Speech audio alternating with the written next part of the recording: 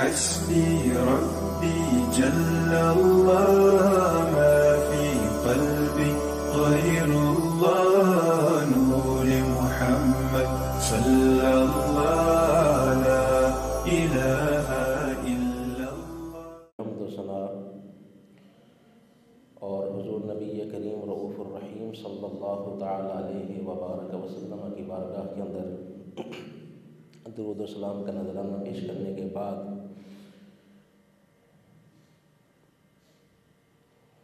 امام ترمذی کی مشہور زمانہ کتاب شمائل محمدیہ علی صاحبہ الصلاۃ والسلام کا درس حضور قبلہ والد گرامی نے یہاں پر شروع فرمایا ہوا تھا، تو ان کی خواہش تھی کہ اس درس کو مکمل کیا جائے، لہٰذا اس کا آج درس جو ہے وہ شروع کیا جا رہا ہے۔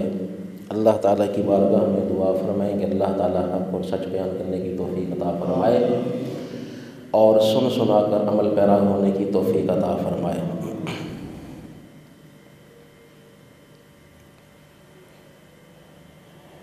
امام ترمذی نے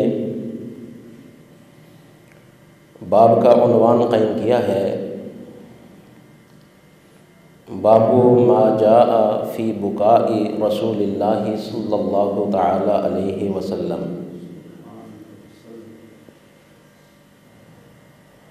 باب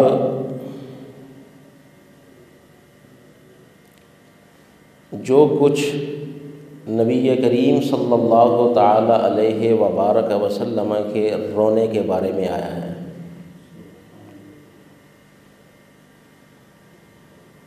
بکا کا لفظ یہاں پر استعمال ہوا ہے، اس کا معنی ہوتا ہے آنسوؤں کا نکلنا، آنکھ سے آنسو نکلیں، چاہے اس آنسو کے نکلنے کے ساتھ انسان کے رونے کی آواز بھی آئے یا رونے کی آواز نہ آئے، صرف آنسو ہی نکلیں، تو اس کے لیے بھی بکا کا لفظ جو ہے وہ بولا جاتا ہے۔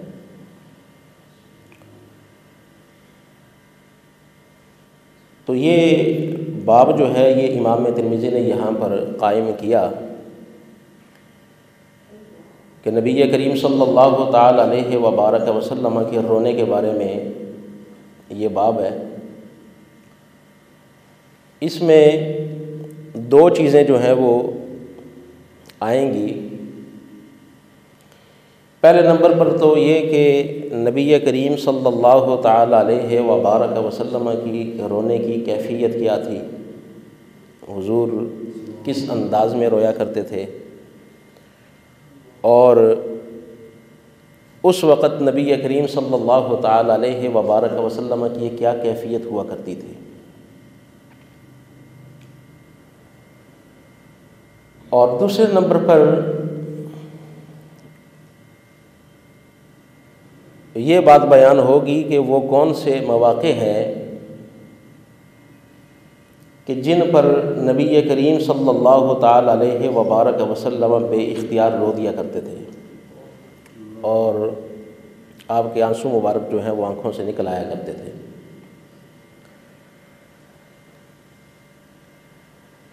تو حضور نبی کریم صلی اللہ تعالی علیہ وبارک وسلم کے جو رونے کی کیفیت ہے وہ ائمہ شارحین فرماتے ہیں کہ آپ کے ہنسنے کی طرح تھی۔ آپ سن چکے ہیں کہ جس طرح حضور نبی کریم صلی اللہ تعالی علیہ وبارک وسلم آپ کا ضحک جو ہے وہ اکثر یہ ہوتا تھا کہ آپ تبسم فرمایا کرتے تھے، اور کہا یعنی جس کے ساتھ آواز آئے تو بلند آواز کے ساتھ نبی کریم صلی اللہ تعالی علیہ وبارک وسلم آپ نہیں ہنسا کرتے تھے۔ تو اسی طرح نبی کریم صلی اللہ تعالی علیہ وبارک وسلم کے رونے کی کیفیت ہے کہ حضور جب رویا کرتے تھے تو روتے وقت آپ کی آواز بلند نہیں ہوتی تھی،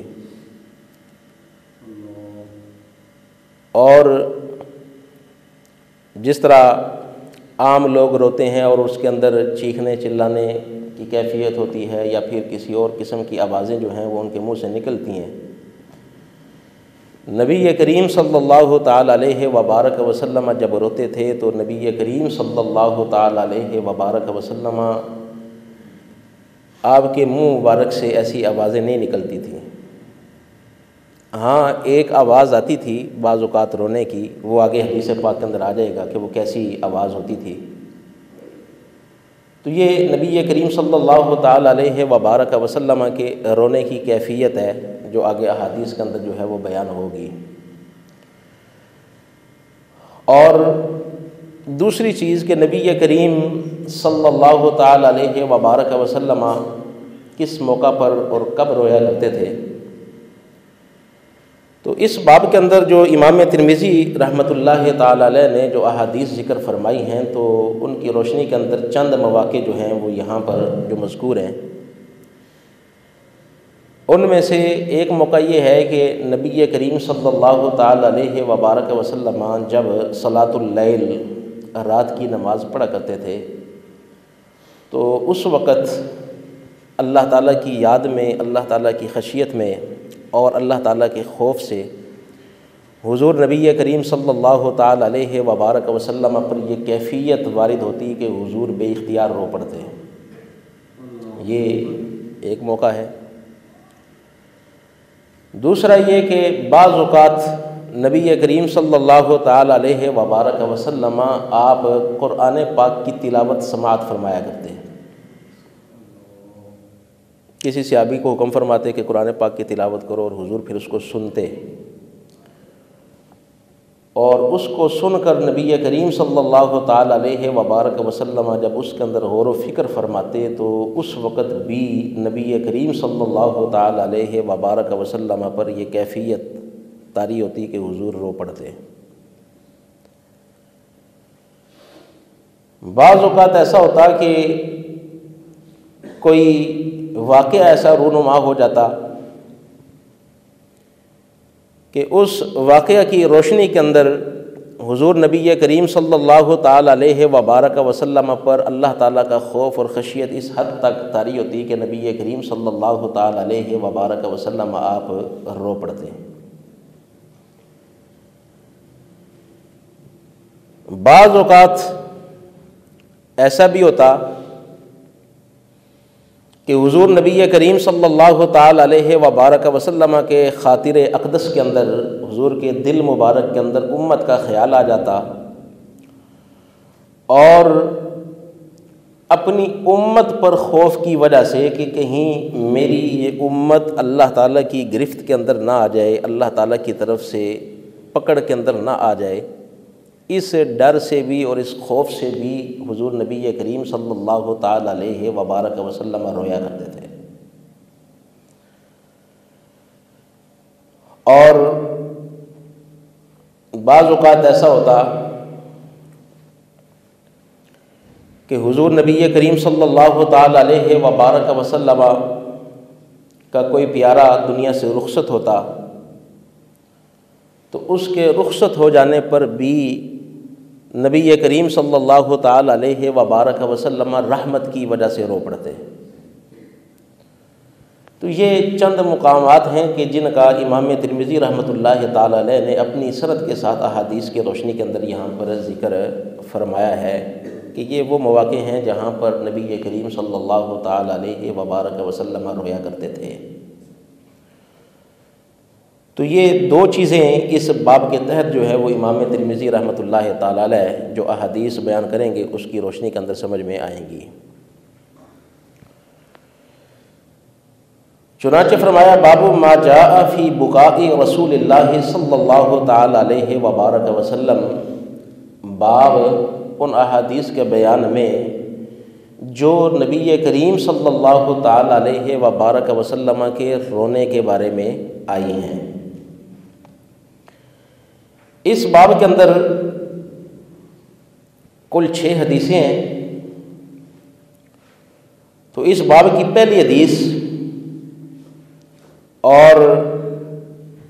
کتاب کی 307ویں حدیث، امام ترمذی رحمۃ اللہ تعالی علیہ فرماتے ہیں حدثنا سوید بن نصر قال اخبرنا عبد اللہ بن المبارک عن حماد بن سلمۃ عن ثابت عن مطرف وهو ابن عبد الله بن الشخير عن أبيه رضي الله تعالى عنه قال أتيت رسول الله صلى الله تعالى عليه وبارك وسلم وهو يصلي ولجوفه عزيز كعزيز المرجل من البكاء۔ امام ترمذی رحمۃ اللہ تعالی علیہ فرماتے ہیں کہ ہمیں یہ حدیث بیان کی سوید بن نصر نے، انہوں نے کہا کہ ہمیں خبر دی حضرت جناب عبداللہ بن مبارک نے، وہ حماد بن سلمہ سے اس حدیث پاک کو روایت کرتے ہیں، وہ ثابت بنانی سے اس حدیث کے راوی ہیں، اور وہ مطرف سے، مطرف کے بارے میں بتاتے ہیں کہ وہ ابن عبداللہ ابن شخیر، یہ حضرت عبداللہ بن شخیر کے بیٹے ہیں۔ تو یہ مطرف جو کہ عبداللہ بن شخیر جو نبی کریم صلی اللہ تعالی علیہ وبارک وسلم کے صحابی ہیں، ان کے بیٹے ہیں۔ تو یہ مطرف اپنے والد گرامی حضرت عبداللہ بن شخیر رضی اللہ تعالیٰ عنہ جو حضور کے صحابی ہیں اور فتح مکہ کے موقع پر آپ مسلمان ہوئے، ان سے روایت کرتے ہیں۔ حضرت عبداللہ فرماتے ہیں اتیت رسول اللہ صلی اللہ تعالی علیہ وبارک وسلم، میں نبی کریم صلی اللہ تعالی علیہ وبارک وسلم کی بارگاہ میں حاضر ہوا، وہو یصلی، اس حال میں کہ حضور نماز پڑھ رہے ہیں، یعنی جب میں حاضر ہوا تو نبی کریم صلی اللہ تعالی علیہ وبارک وسلم آپ نماز پڑھ رہے تھے۔ وَلِجَوْفِهِ عَزِيزٌ، اور حضور نبی کریم صلی اللہ تعالی علیہ وبارک وسلم کے جوف، یہ جوف عربی زبان کے اندر کوئی بھی چیز جس کے درمیان میں خلا ہو، خالی جگہ ہو، تو اس چیز کے درمیان جو خالی جگہ ہے نا، اس خالی جگہ کو جوف کہتے ہیں۔ جیسے مثال کے طور پر یہ مسجد ہے، تو مسجد کا یہ جو صحن ہے، یہ جو حال ہے، جو درمیان سے خالی جگہ ہے کہ جس کو آپ پر بھی کر سکتے ہیں یا جس کو خالی بھی چھوڑ سکتے ہیں، تو اس کو آپ جوف المسجد کہہ سکتے ہیں، کہ مسجد کا جوف یعنی مسجد کا اندر والا حصہ۔ اسی طرح جوف البیت بولا جاتا ہے کہ گھر کے اندر کا جو حصہ ہے، اس کے لیے جوف البیت کا لفظ بولا جاتا ہے۔ تو جوف جو ہے نا، وہ اصل میں کسی بھی چیز کے اندر جو خالی جگہ ہوتی ہے کہ جس کے اندر کوئی دوسری چیز موجود ہو یا موجود نہ ہو، اس کو جوف کہتے ہیں اس چیز کا۔ جب انسان کی طرف جوف کی نسبت ہو تو اس سے عام طور پر مراد لیا جاتا ہے پیٹ، اور پھر جوف سے مراد یہ جو کندھے ہیں، اور کندھے اور جو پسلیاں ہیں، ان پسلیوں کے درمیان کی جتنی بھی جگہ ہے اور پیٹ کے درمیان اندر جو کچھ بھی ہے، وہ سارے کا سارا جوف جو ہے وہ کہلاتا ہے۔ تو آپ فرماتے ہیں وَلِجَوْفِهِ، کہ حضور نبی کریم صلی اللہ تعالی علیہ وبارک وسلم کے جوف سے یہاں پر مراد کیا ہے؟ یا تو نبی کریم صلی اللہ تعالی علیہ وبارک وسلم کا سینہ مبارک ہے، کہ حضور کے سینہ مبارک کی، یا پھر یہ ہے کہ حضور کے بدن کے اندر جو سینے کے اندر کی جو بدن مبارک ہے وہ مراد ہے۔ تو فرماتے ہیں کہ نبی کریم صلی اللہ تعالی علیہ وبارک وسلم کا جو سینہ مبارک تھا نا، اس کے لیے کیا تھی؟ عزیز عزیز۔ یہ عزیز عربی زبان کے اندر اس کا معنی ہوتا ہے کہ ہانڈی جو ہے نا، اس کو جب آپ چولہے پہ چڑھا دیتے ہیں اور اس کے نیچے جب آپ آگ روشن کر دیں تو ایک موقع آتا ہے کہ جب اس ہانڈی کے اندر جوش آتا ہے اور ابال آتا ہے،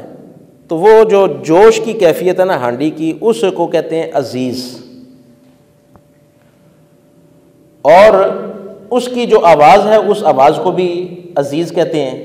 یعنی چاہے وہ جوش ہو اس جوش کو بھی آپ عزیز کہیں گے، اور اس کی جو آواز ہے اس آواز کو بھی آپ عزیز کہیں گے۔ تو فرماتے ہیں کہ نبی کریم صلی اللہ تعالی علیہ وبارک وسلم کے سینہ مبارکہ کے اندر ایک جوش تھا، یا ایک جوش کی آواز تھی، کا عزیز المرجل۔ مرجل یہ ہانڈی کو کہتے ہیں، چاہے وہ لوہے کی ہو، چاہے وہ پتھر کی ہو، چاہے وہ تانبے کی ہو، کسی بھی چیز کی جو ہانڈیا ہوتی ہے اس ہانڈیا کو عربی زبان کے اندر مرجل کہتے ہیں۔ اور اس کو مرجل کہنے کی وجہ یہ ہے کہ یہ رجلوں سے بنا ہے، اور رجل کا معنی ہوتا ہے پاؤں۔ تو مرجل ہانڈی کو اس لیے کہتے ہیں کہ لِأَنَّهُ إِذَا نُصِبَ فَكَأَنَّهُ أُقِيمَ عَلَى رِجْلٍ۔ آپ جانتے ہیں کہ وہ جب ہانڈی جو ہے وہ پہلے زمانے کے اندر جب رکھی جاتی تھی تو نیچے جو ہے وہ پتھر دو رکھ کے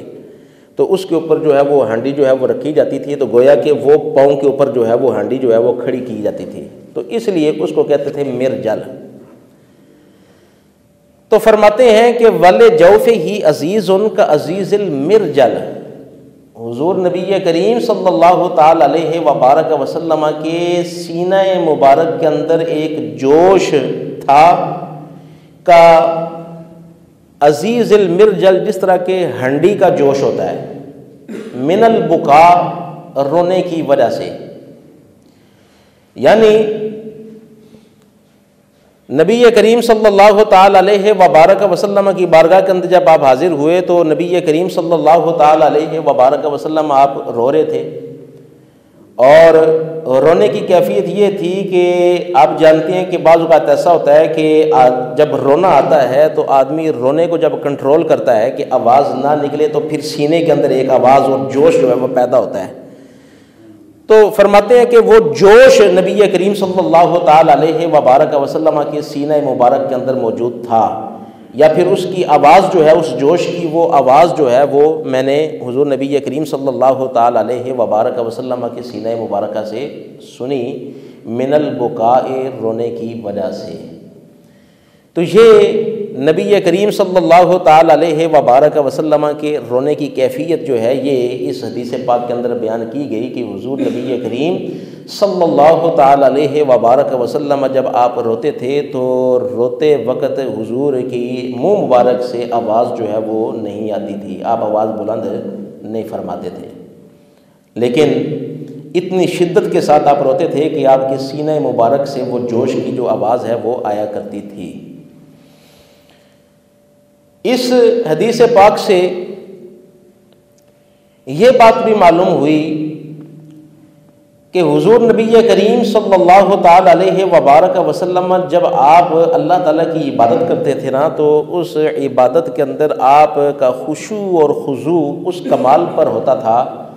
اور اللہ تعالیٰ کی خشیت اس کمال پر ہوتی تھی کہ حضور نبی کریم صلی اللہ تعالی علیہ وبارک وسلم اس کی وجہ سے رو پڑتے تھے، اور روتے ہوئے حضور اللہ تعالیٰ کی عبادت کیا کرتے تھے۔ اور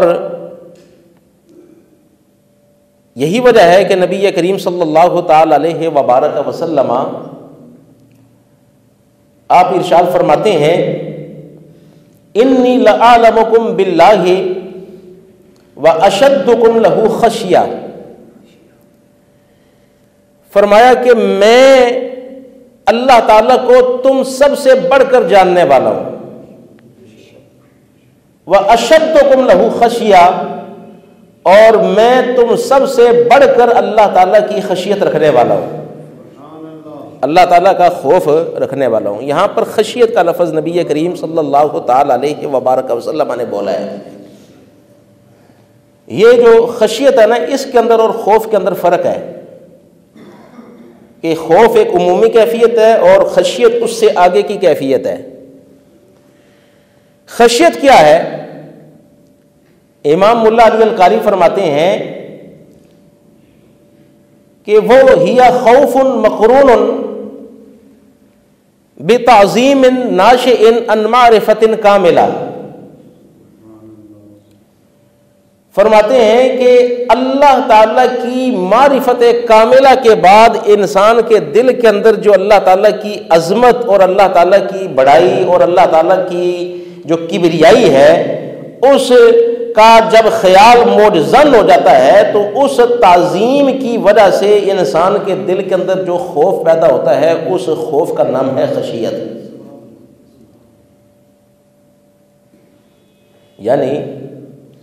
ہم جو عام لوگ ہیں نا وہ اللہ تعالیٰ سے ڈرتے ہیں، تو ہم اللہ تعالیٰ کی معرفت نہیں رکھتے، ہم اللہ تعالیٰ کو پہچانتے نہیں، اللہ تعالیٰ کو جانتے نہیں، تو ہمارا ڈرنا جو ہے یہ خوف ہے، خشیت نہیں۔ خشیت یہ ہے کہ انسان اللہ تعالیٰ کی معرفت بھی حاصل کرے اور اس معرفت کے بعد اللہ تعالیٰ کی جو عظمت ہے اور اس کی کبریائی ہے اس کا خیال جب دل کے اندر موجزن ہو جائے تو اس کے بعد جو خوف کی کیفیت اللہ تعالیٰ کی ہمارے دل کے اندر پیدا ہو کہ وہ ہمارا خالق ہے، ہمارا مالک ہے، وہ کہیں ہم سے ناراض نہ ہو جائے، تو اس ناراضگی کا جو ڈر ہے اس ڈر کا نام ہے خشیت۔ اور یہ خشیت جو ہے یہ صرف اور صرف علماء ربانیین کو حاصل ہے، اہل علم کو حاصل ہے، جہال کو حاصل نہیں۔ یہی وجہ ہے کہ اللہ تعالیٰ نے قرآن پاک میں فرمایا انما یخشی اللہ من عبادہ العلماء، کہ اللہ تعالیٰ سے اس کے بندوں میں سے صرف علماء ہی خشیت رکھتے ہیں۔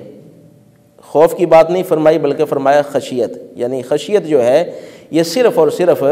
علماء کو ہی حاصل ہے، علماء کے علاوہ کسی اور کو حاصل نہیں۔ تو اس سے یہ بات معلوم ہوتی ہے کہ جب اللہ تعالیٰ کی معرفت انسان کو حاصل ہو اور اس معرفت کے بعد جو اللہ تعالیٰ کا خوف ہے اس خوف کو ہم خشیت کہیں گے۔ تو نبی کریم صلی اللہ تعالی علیہ وبارک وسلم ارشاد فرماتے ہیں انی لأعلمکم باللہ، فرمایا کہ میں تم سب سے بڑھ کر اللہ تعالیٰ کو جاننے والا ہوں، یعنی اللہ تعالیٰ کی معرفت سب سے زیادہ میرے پاس ہے، اللہ تعالیٰ کو ذات و صفات کے ساتھ سب سے زیادہ میں جاننے والا ہوں، لہٰذا فرمایا وَأَشَدُّكُمْ لَهُ خَشْيَةٌ، تو میں خشیت کے اعتبار سے بھی تم سب سے بڑھ کر ہوں، سب سے زیادہ اللہ تعالیٰ سے ڈرنے والا ہوں۔ یہی وجہ ہے کہ ایک حدیث پاک کے اندر نبی کریم صلی اللہ تعالی علیہ وبارک وسلم نے ارشاد فرمایا لو تعلمون ما اعلم لضحکتم قلیلا ولبکیتم کثیرا، فرمایا اگر تم وہ جان لو جو میں جانتا ہوں، اگر تمہارے پاس وہ علم ہو جو میرے پاس علم ہے اللہ تعالیٰ کی ذات و صفات کا، تو فرمایا لضحکتم قلیلا، تو تم بہت کم ہنسو، ولبکیتم کثیرا، اور بہت زیادہ رو، یعنی تمہاری یہ کیفیت جو ہے یہ تمہارے دل کے اندر جو ہے یہ کیفیت پیدا ہو جائے کہ تمہیں رونا بہت زیادہ آئے گا اور ہنسی جو ہے وہ بہت کم ہو جائے گی۔ اس وجہ سے کہ جب اللہ تعالیٰ کی عظمت اور اللہ تعالیٰ کی کبریائی کا خیال دل کے اندر موجزن ہو جاتا ہے تو آدمی جتنا بھی نیک ہونا، جتنی بھی اللہ تعالیٰ کی عبادت کرے، تو اس کے دل کے اندر یہ خیال جو ہے یہ پیدا ہو جاتا ہے کہ اللہ تعالیٰ کی ذات تو بہت اونچی ذات ہے، اس کا حق جو ہے وہ ادا نہیں ہو سکا، اور جتنی بھی میں عبادت کر لوں میں اللہ تعالیٰ کا حق ادا نہیں کر سکا، اور اس وجہ سے انسان کو یہ ڈر ہوتا ہے کہ کہیں اللہ تعالیٰ میرے ساتھ ناراض نہ ہو جائے۔ تو اس ناراضگی کا جو ڈر ہے نا، اس ڈر کی وجہ سے انسان کے دل کے اندر جو وہ خشیت ہے، وہ خشیت جو ہے وہ پیدا ہوتی ہے۔ تو فرمایا کہ میں اگر تم وہ جان لو جو میں جانتا ہوں تو تم بہت کم ہنسو اور بہت زیادہ رو۔ ایک حدیث پاک کے اندر یہ جو فرق ہے حضور نبی کریم صلی اللہ تعالی علیہ وبارک وسلم کے علم پاک کا اور عام لوگوں کے علم پاک کا، تو اس کے اندر فرق جو ہے وہ بیان کیا گیا اس انداز کے اندر کہ نبی کریم صلی اللہ تعالی علیہ وبارک وسلم ارشاد فرماتے ہیں، مسلم شریف کی حدیث پاک ہے، والذی نفس محمد بیدہ، حضور فرماتے ہیں قسم ہے اس ذات کی جس کے قبضہ قدرت میں مجھ محمد الرسول اللہ کی جان ہے، لو رأیتم ما رأیتو، فرمایا اگر تم دیکھ لو وہ جو میں نے دیکھا، لضحکتم قلیلا ولبکیتم کثیرا، تو تم بہت کم ہنسو اور بہت زیادہ رو۔ یعنی پچھلی حدیث پاک کے اندر بات تھی علم کی، ٹھیک ہے، کہ اگر تم وہ جان لو جو میں جانتا ہوں تو تم کم ہنسو اور رو زیادہ۔ یہاں پر حضور نے وہ فرق بیان فرمایا کہ اگر تم وہ دیکھ لو جو میں نے دیکھا تو تم بہت کم ہنسو اور بہت زیادہ رہو۔ صحابہ کرام رضوان اللہ تعالی علیہم اجمعین نے عرض کی کہ وما رأیت یا رسول اللہ صلی اللہ تعالی علیہ وبارک وسلم، حضور آپ نے کیا دیکھا؟ تو نبی کریم صلی اللہ تعالی علیہ وبارک وسلم ارشاد فرماتے ہیں رأیت الجنت والنار، فرمایا کہ میں نے ان آنکھوں کے ساتھ جہنم کو بھی دیکھا ہے، جنت کو بھی دیکھا ہے۔ یعنی یہ جو علم ہے نا، علم کے جو درجات ہوتے ہیں، ایک یہ علامہ مولا علی القاری نے اس کی شرح کے اندر فرمایا، آپ فرماتے ہیں کہ علم جو ہے نا اس کے 3 درجے ہیں، یا جو یقین ہے کسی چیز کے بارے میں، اس یقین کے جو ہے وہ 3 درجے ہیں۔ ایک ہوتا ہے علم الیقین۔ علم الیقین یہ ہوتا ہے کہ ہم غور و فکر کر کے کسی چیز کے بارے میں علم حاصل کریں، یا ہمیں کوئی بتا دے تو ہمیں وہ علم جو ہے وہ حاصل ہو جائے۔ تو ہم لوگوں نے جنت کو دیکھا نہیں ہے، جہنم کو دیکھا نہیں ہے، لیکن ہمیں یقین ہے کہ جنت بھی ہے، جہنم بھی ہے، اور فرشتے بھی ہیں۔ ہم نے یہ چیزیں نہیں دیکھی، جتنی بھی عالم غیب کی چیزیں ہیں وہ ہم نے نہیں دیکھی، لیکن ہم مانتے ہیں، ہمارا یقین ہے۔ اور ہمارا یقین کیوں ہے کہ ہم رسول اللہ صلی اللہ تعالی علیہ وبارک وسلم کی زبان مبارک پر یقین رکھتے ہیں۔ تو حضور نے فرمایا ہے تو ہم جانتے ہیں کہ ہے۔ تو یہ کیا ہے؟ علم الیقین ہے۔ اور اس سے آگے پھر ایک ہوتا ہے درجہ حق الیقین کا۔ حق الیقین یہ ہوتا ہے کہ کسی اللہ والے کو کشف کے اندر اللہ تعالیٰ وہ غیب کی کوئی چیز دکھا دے، تو یہ کیا ہے؟ حق الیقین۔ یہ اس کو کہیں گے عین الیقین، یعنی اس نے آنکھ کے ساتھ دیکھ لیا۔ اور پھر آگے آتا ہے تیسرا درجہ حق الیقین کا۔ حق الیقین کیا ہے؟ کہ جس طرح ہم وہ چیزیں جو محسوس کی جا سکتی ہیں، جن کو آنکھ کے ساتھ انسان دیکھ سکتا ہے، تو اس طرح آدمی جو غیب کی چیزیں ہیں نا ان کو اپنی آنکھ کے ساتھ دیکھے۔ بات سمجھیں کہ نہیں؟ این یشاہد الغیوبات، کہ آدمی جو ہے وہ غیب چیزوں کو دیکھے، کما یشاہد المرئیات، جس طرح کہ وہ دیکھنے والی چیزوں کو دیکھتا ہے، مشاہدۃ عین، آنکھ کے ساتھ دیکھنا۔ تو حضور نبی کریم صلی اللہ تعالی علیہ وبارک وسلم، ہمارا علم جو ہے نا وہ بہت کم ہے۔ حضور نبی کریم صلی اللہ تعالی علیہ وبارک وسلم کے علم پاک جو ہے وہ حق الیقین والا علم ہے، کہ حضور نبی کریم صلی اللہ تعالی علیہ وبارک وسلم نے جنت کو بھی دیکھا ہے جو اللہ تعالیٰ کی رضا کا مقام ہے، جہنم کو بھی دیکھا ہے جو اللہ تعالیٰ کی ناراضگی کا مقام ہے۔ اور پھر یہی نہیں بلکہ حضور نبی کریم صلی اللہ تعالی علیہ وبارک وسلم کا یہ بھی فرمان ہے رأیت ربی فی احسن صورت، کہ میں نے اپنے رب کو بے حجاب دیکھا ہے، اچھی صورت کے اندر۔ تو حضور نبی کریم صلی اللہ تعالی علیہ وبارک وسلم نے جب اپنے سر کی آنکھوں کے ساتھ اللہ تعالیٰ کی ذات کو دیکھا ہے تو حضور کا علم اللہ تعالیٰ کے بارے میں بھی حق الیقین ہے۔ تو جب حضور نبی کریم صلی اللہ تعالی علیہ وبارک وسلم کا علم حق الیقین ہے تو اس علم کی وجہ سے حضور نبی کریم صلی اللہ تعالی علیہ وبارک وسلم کا اللہ تعالیٰ کی بارگاہ کے اندر جو خوف اور خشیت ہے وہ بھی سب سے بڑھ کر ہے، کہ ہمارا اتنا علم نہیں ہے، ہمارا علم جو ہے وہ بہت کم ہے۔ اور حضور نبی کریم صلی اللہ تعالی علیہ وبارک وسلم کا جو علم ہے وہ حق الیقین والا علم ہے۔ اس لیے حضور نبی کریم صلی اللہ تعالی علیہ وبارک وسلم کا جو اللہ تعالیٰ کی بارگاہ میں خوف اور خشیت ہے وہ بھی سب سے بڑھ کر ہے۔ تو اس حدیث پاک میں وہی خشیت کی جو کیفیت ہے، وہ خشیت کی کیفیت جو ہے جب نبی کریم صلی اللہ تعالی علیہ وبارک وسلم کے قلب اطہر پر وارد ہوئی تو نبی کریم صلی اللہ تعالی علیہ وبارک وسلم آپ رو پڑے۔ اچھا، یہاں پر علماء عارفین نے ایک بات بیان کی ہے کہ اللہ تعالیٰ جو ہے نا وہ اپنے نیک بندوں پر تجلی فرماتا ہے۔ کبھی یہ تجلی جو ہے نا یہ صفات جمالیہ کی ہوتی ہے، اگر جمال کی تجلی ہو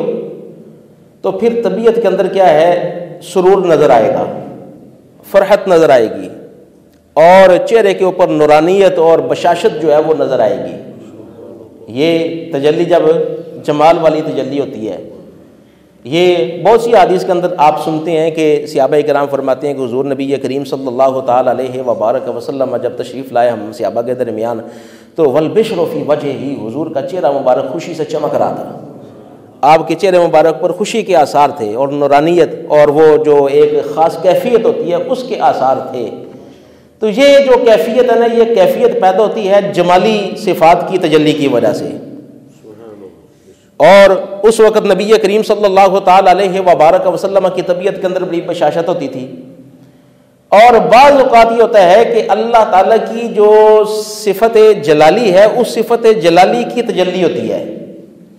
لیکن علماء فرماتے ہیں کہ جب اللہ تعالیٰ حضور نبی کریم صلی اللہ تعالیٰ علیہ وبارک وسلم پر یہ صفت جلالی کی تجلی فرماتا تھا، تو اس صفت جلالی کو برداشت کرنا اس کی تجلی کو بہت مشکل کام ہے۔ لہٰذا اللہ تعالیٰ جب بھی نبی کریم صلی اللہ تعالیٰ علیہ وبارک وسلم پر وہ صفت جلالی کی تجلی فرماتا تھا تو اس انداز میں فرماتا کہ اس کے ساتھ صفت جمالی ملی ہوئی ہوتی تھی، کہ جلال بھی اور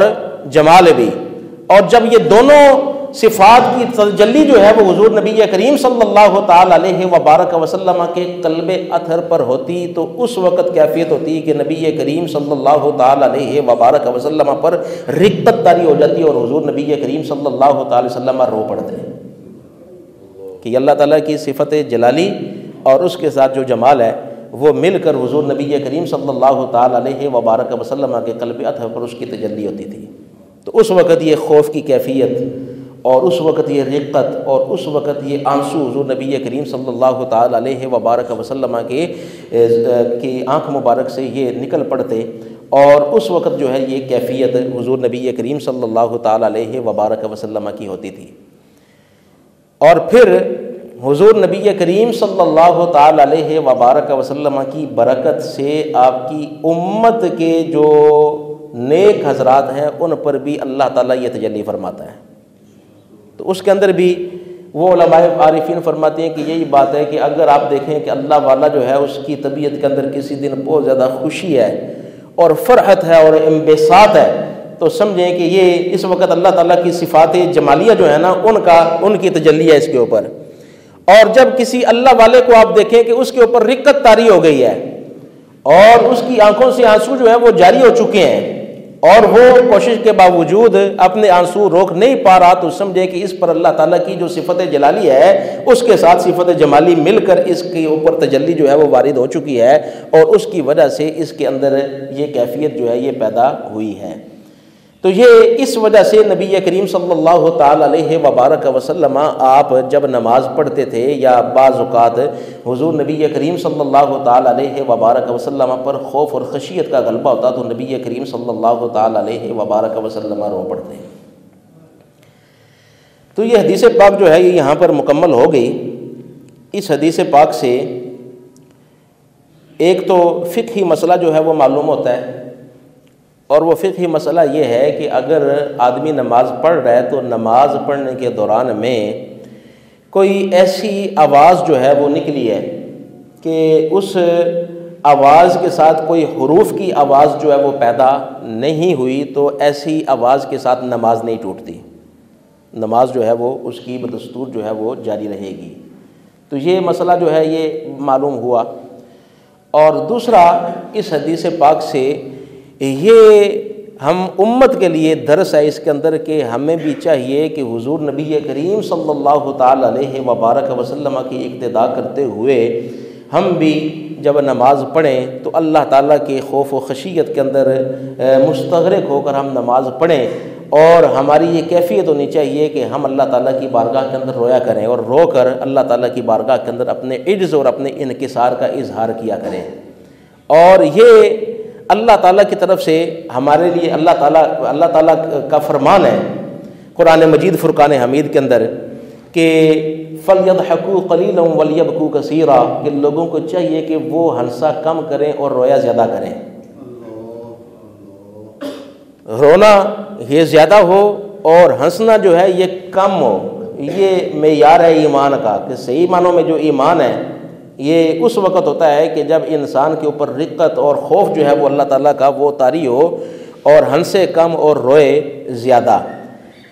یہی وجہ ہے کہ سنن ابن ماجہ کی حدیث پاک ہے کہ نبی کریم صلی اللہ تعالی علیہ وبارک وسلم آپ ارشاد فرماتے ہیں، یا ایھا الناس ابکوا، فرمایا لوگوں رویا کرو۔ اللہ تعالیٰ کی عظمت اور اللہ تعالیٰ کی کبریائی کا خیال ذہن کے اندر لا کر، اور اپنی جو تقصیریں ہیں ان کو ذہن کے اندر لا کر تو رویا کرو۔ فرمایا فَإِن لَّمْ تَبْكُوا فَتَبَاكَوْا، فرمایا کہ اگر تمہیں رونا نہیں آتا تو اتنا تو کر سکتے ہو کہ کم از کم رونی صورت ہی بنا لیا کرو۔ یعنی جب اللہ تعالیٰ کی بارگاہ کے اندر حاضر ہوتے ہو تو اس کیفیت کے اندر حاضر ہو کہ تم رو رہے ہو۔ اگر رونا نہیں آتا، کوشش کے باوجود نہیں رو پا رہے، تو کم از کم اپنی صورت ایسی بنا لو کہ جیسے رونے والے کی صورت ہوتی ہے۔ اور ایک حدیث پاک کے اندر یہ بھی فرمایا کہ اقرأ القرآن، حضور نے فرمایا قرآن پاک کو پڑھو، وابکوا، اور رو۔ فَإِن لَّمْ تَبْكُوا، فرمایا کہ اگر قرآن پاک کو سن کر تمہیں رونا نہیں آ رہا تو فَتَبَاكَوْا، کم از کم اتنا تو ہے کہ رونے والی صورت اختیار کر لو۔ تو یہ رونا جو ہے نا، یہ اللہ تعالیٰ کی بارگاہ کے اندر یہ بڑا ہی اللہ تعالیٰ کا پسندیدہ عمل ہے۔ اگر کوئی آدمی اللہ تعالیٰ کی بارگاہ کے اندر روتا ہے، اور اللہ تعالیٰ اس بندے کے ساتھ محبت فرماتا ہے جو بندہ اللہ تعالیٰ کی بارگاہ کے اندر روتا ہے۔ حدیث پاک کے اندر آتا ہے کہ نبی کریم صلی اللہ تعالی علیہ وبارک وسلم ارشاد فرماتے ہیں، لا يدخل النار من بکا من خشیت اللہ حتی یلج اللبن فی الضرع۔ حضور فرماتے ہیں کہ جو آدمی اللہ تعالیٰ کی خشیت کی وجہ سے رو پڑتا ہے، اور اللہ تعالیٰ کے خوف کی وجہ سے اس کے آنسو جو ہیں وہ نکل آتے ہیں، تو نبی کریم صلی اللہ تعالی علیہ وبارک وسلم ارشاد فرماتے ہیں کہ وہ جہنم کے اندر داخل نہیں ہو سکتا یہاں تک کہ دودھ واپس جانور کے تھن کے اندر نہ چلا جائے۔ یعنی جس طرح وہ دودھ جو ہے جب ایک مرتبہ جانور کے تھن سے آپ نے دھو لیا، اس کو نکال لیا، تو اب وہ دودھ جو ہے وہ واپس اس کے تھن کے اندر نہیں جا سکتا، تو یہ ناممکن بات ہے۔ تو فرمایا کہ جو آدمی اللہ تعالیٰ کی خشیت کی وجہ سے روتا ہے تو وہ بھی جہنم کے اندر نہیں جا سکتا، اس کے اوپر اللہ تعالیٰ جہنم کی آگ کو حرام فرما دیتا ہے۔ اور یہ جو کیفیت ہے حضور نبی کریم صلی اللہ تعالی علیہ وبارک وسلم اس کے بارے میں جو ہے آپ اپنے امتیوں کو اور صحابہ کرام کو تعلیم دیا کرتے تھے۔ ایک حدیث پاک کے اندر یہ بھی فرمایا گیا کہ حرمت النار علی عین دمعت من خشیت اللہ۔ حضور فرماتے ہیں کہ جو آنکھ اللہ تعالیٰ کی خشیت کی وجہ سے اللہ تعالیٰ کے خوف سے روتی ہے نا، تو اس آنکھ پر جہنم کو حرام کر دیا گیا ہے، اس کو اللہ تعالیٰ جہنم کے اندر جلائے گا نہیں۔ تو اس لیے یہ جو رونا ہے اللہ تعالیٰ کی بارگاہ کے اندر، یہ اس حدیث پاک سے اس کا ہمیں درس مل رہا ہے کہ جب حضور نبی کریم صلی اللہ تعالی علیہ وبارک وسلم کی ذات پاک جو سید المعصومین ہے، جہاں پر گناہ کا تصور بھی نہیں ہے، اللہ تعالیٰ کی حکم و دھولی کا تصور بھی نہیں ہے جہاں پر، اور جہاں پر یہ سوال ہی پیدا نہیں ہوتا کہ اللہ تعالیٰ حضور سے ناراض ہوگا، تو ان کی خشیت کا یہ مقام ہے کہ آپ نماز پڑھتے ہیں تو نماز پڑھتے ہوئے روتے ہیں اللہ تعالیٰ کی خشیت اور خوف کی وجہ سے۔ ہم تو سر سے لے کر پاؤں تک گناہوں کے اندر لتھڑے ہوئے ہیں، تو ہمارا یہ حق بنتا ہے کہ جب ہم اللہ تعالیٰ کی بارگاہ کے اندر حاضر ہوں تو اللہ تعالیٰ کے خوف اور خشیت کی وجہ سے ہم روئیں۔ اگر ہم پر یہ کیفیت طاری نہیں ہوتی تو ہمیں چاہیے کہ ہم کوشش کریں کہ اللہ تعالیٰ کی عظمت اور اللہ تعالیٰ کی کبریائی اس کا خیال اپنے ذہن کے اندر لائیں، اور اس حد تک لے کر آئیں کہ ہماری آنکھوں سے آنسو نکل پڑیں۔ اور اس کے لیے یہ ہے کہ کبھی کبھی رات کو اٹھ کر ہمیں چاہیے کہ ہم رات کو اٹھ کر رات کی تنہائی کے اندر وضو کر لیں، اور وضو کر کے ہم مصلی پر کھڑے ہو جائیں اور اللہ تعالیٰ کا ذکر کریں اور اللہ تعالیٰ کو یاد کریں، اللہ تعالیٰ کی محبت کا خیال کریں، اپنے گناہوں کا اعتراف کریں اللہ تعالیٰ کی بارگاہ کے اندر، اور یہ کوشش کریں کہ وہ کیفیت حاصل ہو جائے کہ اس کیفیت کے ساتھ ہماری آنکھوں سے آنسو نکل جائیں۔ اور جب یہ آنسو ہماری آنکھوں سے نکلیں گے تو یہ وہ مقام ہے کہ سمجھیں کہ اب اللہ تعالیٰ کے ساتھ ہمارا تعلق جو ہے وہ جڑ چکا ہے، اب اللہ تعالیٰ کی بارگاہ میں جو بھی مانگیں گے اللہ تعالیٰ ضرور عطا فرمائے گا۔ ایک حدیث پاک کے اندر حضور نبی کریم صلی اللہ تعالی علیہ وبارک وسلم کے یہ ارشاد گرامی ہے، حضور فرماتے ہیں کہ سبعۃ یظلھم اللہ فی ظلالہ یوم القیامۃ یوم لا ظل الا ظلہ، کہ 7 ایسے افراد ہیں کہ قیامت کے دن جب کسی بھی چیز کا سایہ نہ ہوگا، اس موقع پر اللہ تعالیٰ ان 7 افراد کو اپنی رحمت کی چھاؤں کے اندر رکھے گا، اپنی رحمت کا سایہ ان کو اس موقع پر عطا فرمائے گا۔ ان 7 افراد میں سے ایک نبی کریم صلی اللہ تعالی علیہ وبارک وسلم ارشاد فرماتے ہیں، رجل ذکر اللہ خالیا ففاضت عیناہ، حضور فرماتے ہیں وہ شخص کہ جو تنہائی میں اللہ تعالیٰ کو یاد کرے،